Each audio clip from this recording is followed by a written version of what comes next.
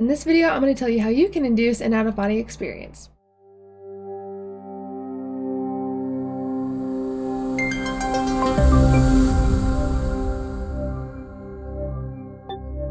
Hey guys, welcome back to another video. In this video, we're going to be talking about astral projection, or in other words known as an out-of-body experience, and how you can actually induce one the easiest way. I'm going to be sharing two separate techniques with you, and these two techniques I use all the time still, and my clients use them, and I feel like it has a pretty high success rate overall because they are very, very easy. So I'm going to be telling you guys about those two techniques. For anyone that doesn't know what an out-of-body experience is, an out-of-body experience is basically being able to perceive outside of your physical body. So it's your conscious awareness, your soul, your energy, your awareness travels outside of your physical body, and you can see the world around you even though your body may be sleeping in bed.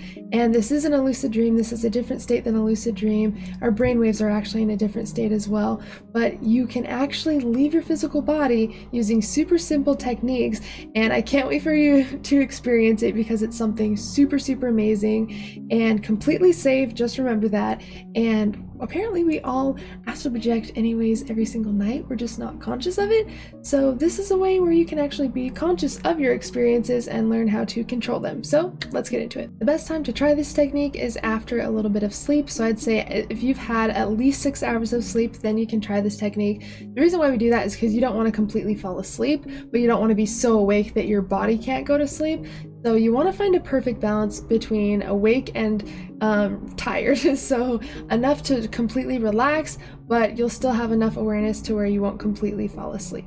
I feel like the best time for me is after I've had almost a full night's sleep, so maybe like 7-ish hours, and then I stay up for an hour or so, and then I go lay down. That's the perfect time for me because I have that awareness, but still I just woke up a little bit ago, so I'm able to completely relax again. Really easily, actually. You want to completely relax in bed at this point and try to hold still. It's okay if you need to get comfortable for a second, but you want to not move as much because eventually you're going to start to fall asleep, and if you're moving around, you're basically telling your mind that your body is not asleep and you won't be able to reach the vibrational stage. So take a few deep breaths and imagine yourself sinking into the bed, and after you get comfortable, just don't move and just completely relax.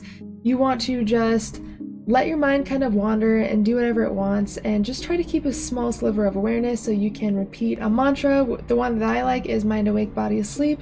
This helps me keep my mind awake as my body goes to sleep, and that is the perfect stage that you want to be in to have an out-of-body experience. After a little bit, you're going to get the urge to itch or move or roll over, and that's called the rollover signal, and you want to completely ignore that because if you do itch or you do roll over when you get the urge to, you're basically telling your body that you are awake and it should not induce sleep paralysis. So when you get those urges, it's basically your body saying, hey, are you awake? And you want to completely ignore those so your body thinks that you are asleep, and that those should go away after about 5 minutes. They are kind of intense itches and just urges to move. So if you start to feel uncomfortable all of a sudden, that's probably the rollover signal. Just ignore it the best you can because you are about to reach the vibrational stage. And if you want to learn more about sleep paralysis and the rollover signal, I actually have a full playlist on sleep paralysis, what it is, how to induce it the easiest way, and you can find that up here. After the rollover signal, you're going to start to feel the vibrations or sleep paralysis, and it starts off by a little tingling, and it starts to feel like static, almost like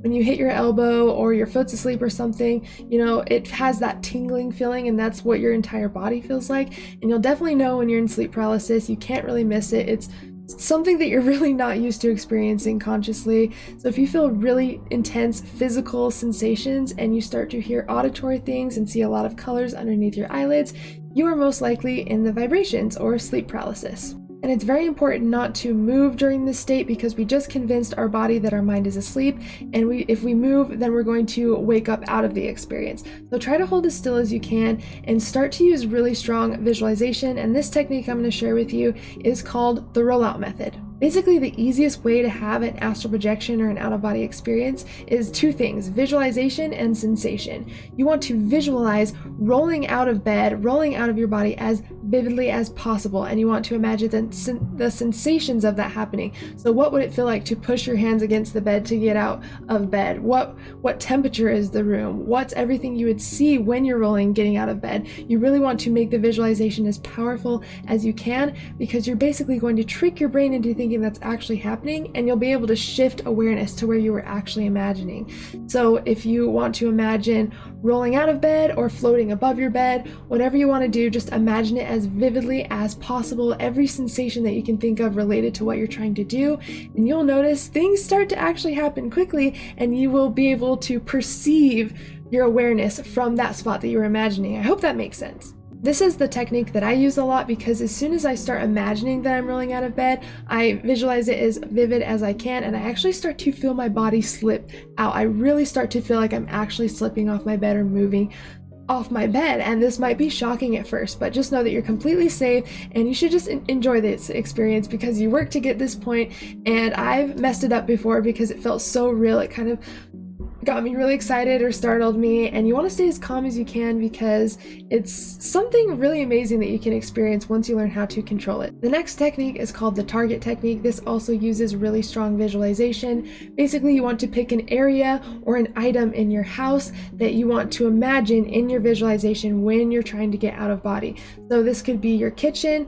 What you'll want to do is actually go into your kitchen before you do this technique and really take in everything about your kitchen, all the details, everything that you want to imagine in your visualization, because the more real you can make it in your head, the easier it will be to actually get out. Now, what you're imagining is where you're actually going to go in the out-of-body experience. So if you're imagining your kitchen, or you're imagining standing next to a certain painting in your house, whatever you're imagining, when you're in that visualization, you'll actually be able to transfer your consciousness to exactly where you're imagining. So choose an area in your house or choose an object in your house that you want to use in your visualization, and instead of imagining rolling out, this time you're just going to imagine standing by that object or being in that room as vividly as you can, and you will see your consciousness shift towards that area. Now, what I mean by seeing your consciousness shift towards that area is it feels very real. When you're laying there with your eyes closed, a lot of people tell me, when should I try to open my eyes?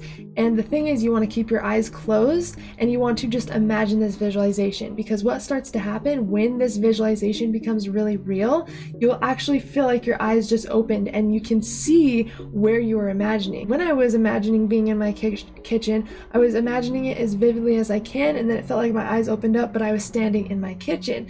So that is why this visualization is super important in both of these techniques, because your visualization is how you're going to get out of your body. You have to make it so real that your brain actually believes it's happening, and you will notice it happen really, really quickly. And the most important thing is to completely let go of all expectations and just enjoy it. It does feel extremely real, I am telling you that now, but anybody can do it, and you're completely safe when you do this, and it is definitely an experience to be had.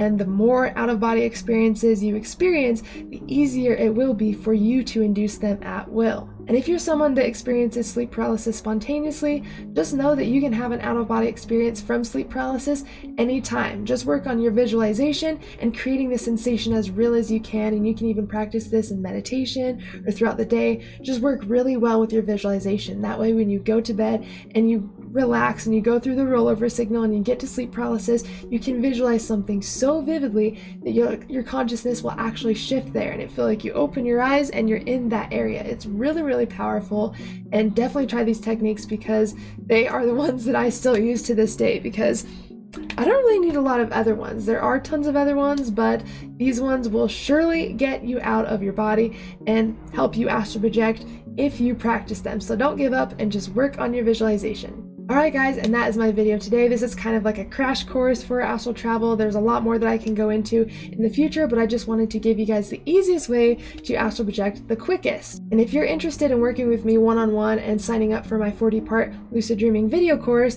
then you can find the link in the description, and I'll post it in the comments as well. Once you sign up, you'll get a free one-on-one with me, and you'll have an entire course that you can work through at your own pace. And I'll also add you to my Lucid Dream course community. That way you can work with me one-on-one and my entire Lucid Dream team, which would be super dope. So make sure to check that out if you would like to learn more about lucid dreaming and how to do it. Alright guys, thank you so much for joining this video. I love you so much, and as always, I'm sending you endless love and endless lucidity.